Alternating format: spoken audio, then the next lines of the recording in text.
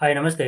చంద్రబాబు నాయుడు గారు రాజకీయాల గురించి తెలియని వాడిని, పరిపాలన గురించి తెలియని వాడిని, ప్రజా సంక్షేమం గురించి తెలియని వాడిని తీసుకువచ్చి అతని చేత పార్టీ పెట్టించింది ఎందుకు? ప్రతి నెల 50,00,00,000 ఇస్తుంది ఎందుకు?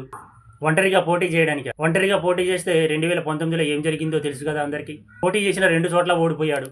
అటువంటి వాడు నేను పార్టీ పెట్టాను అంటే ఈ జనసున్న సన్నాసులు ఎలా నమ్మారు? ఇతను పార్టీ పెట్టింది చంద్రబాబు గారి కోసం, చంద్రబాబు గారి వలన, చంద్రబాబు గారి చేత. అట్లాంటి వాడి పార్టీలో ఇంకా 15 సంవత్సరాలు టీడీపీ పార్టీకి బానిసత్వం చేయడానికి, బానిసల్లా బతకడానికి ఈ జనసున్న పార్టీ సన్నాసులకు సిగ్గుచారం ఉండాలి. నేను ప్రశ్నిస్తా అంటే నమ్మారు. నేను కాపులకు ప్రతినిధిని అంటే నమ్మారు. నేను ముఖ్యమంత్రి అవ్వడానికి సిద్ధంగా ఉన్నాను అంటే నమ్మారు. ఆంధ్ర భావన ఎలాగో లేదు, నా కులాన్ని చూసి ఓటు వేయండి అన్నాడు.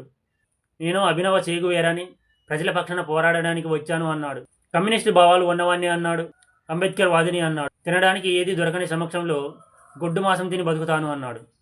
దేశంలో మత విద్వేషాలను రెచ్చగొట్టేది హిందువులే అన్నాడు. ఇతర మతాల వారు మత విద్వేషాలను రెచ్చగొట్టరు అన్నాడు. దేవులను నమ్మొద్దు అన్నాడు. నాకు కులం లేదు, మతం లేదు అన్నాడు. నా మతం మానవత్వం అన్నాడు. ఇప్పుడు సనాతన ధర్మ పరిరక్షకుణ్ణి అంటున్నాడు. చంద్రబాబు గారు గీసిన గీత దాటను అంటున్నాడు. రాష్ట్రంలో ఏదైనా సమస్య వస్తే మాలల్లో వేసుకొని మౌనం పాటిస్తున్నాడు. ఇంకా ఏదైనా పెద్ద సమస్య వస్తే హాస్పిటల్కి వెళ్ళి ఐసీయూలో పడుకొని ఫోటోలకు పోజులు ఇచ్చుకుంటూ సోషల్ మీడియాలో పబ్లిసిటీ స్టంట్స్ చేస్తున్నాడు. అటువంటివన్నీ నమ్మి ఈ జనసున్న సన్నాసులు అతని వెంట ఎలా నడుస్తున్నారు? పవన్ కళ్యాణ్ బతుకు పావల దగ్గరే, అంటే 25 దగ్గరే ఆగిపోయింది.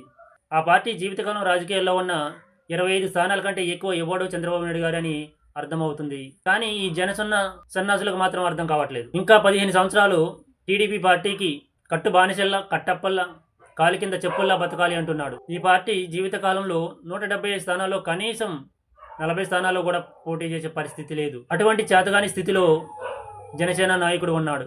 మనం ఎప్పటికీ జెండా కూలీలేమే అని బాలకృష్ణ గారు అన్నట్టు ఆ జనసేన పార్టీలో ఉన్న అలగా జనానికి, చంకరజాతి జనానికి అర్థం కావట్లేదు. ఎప్పటికైనా తెలుసుకొని ఆ పార్టీ నుండి బయటకు వస్తే బానిస బతుకుల నుంచి బయటపడతారు. లేదంటే టీడీపీ పార్టీకి బానిసలుగా బతుకుతారు.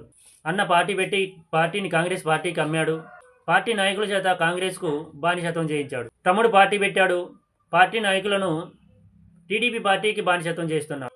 పార్టీ రంగులు మారాయి, జెండాలు మారాయి, కానీ బానిసత్వం మాత్రం మారలేదు. ఇంతకుముందు కాంగ్రెస్కు, ఇప్పుడు టీడీపీకి బానిసలుగా బతుకుతున్నారు. ఆ పార్టీ దుకాణం మూసేంత వరకు, ఆ పార్టీ మూలన పడేంత వరకు ఆ పార్టీ 175 స్థానాలకు పోటీ చేసే స్థాయికి చేరుకోలేదు. అటువంటి పార్టీ నాయకుడి అసమర్థ నాయకత్వంలో అతన్ని నమ్మి ఎలా ఉంటున్నారు ఈ జనసున్న సన్నాసులు? 175 నియోజకవర్గాల్లో ఆ పార్టీ తరఫున పనిచేస్తున్న నాయకుల భవిష్యత్తు ఏంటి అనేది ఆ పార్టీ నాయకులకే అర్థం కావటం లేదు. ఈ బానిస బతుకు నుంచి ఎప్పుడు బయటపడతామని అర్థం కావటం లేదు. ఆ పార్టీ నుండి బయటకు వస్తే బానిసత్వం నుంచి బయటకు వచ్చినట్టే.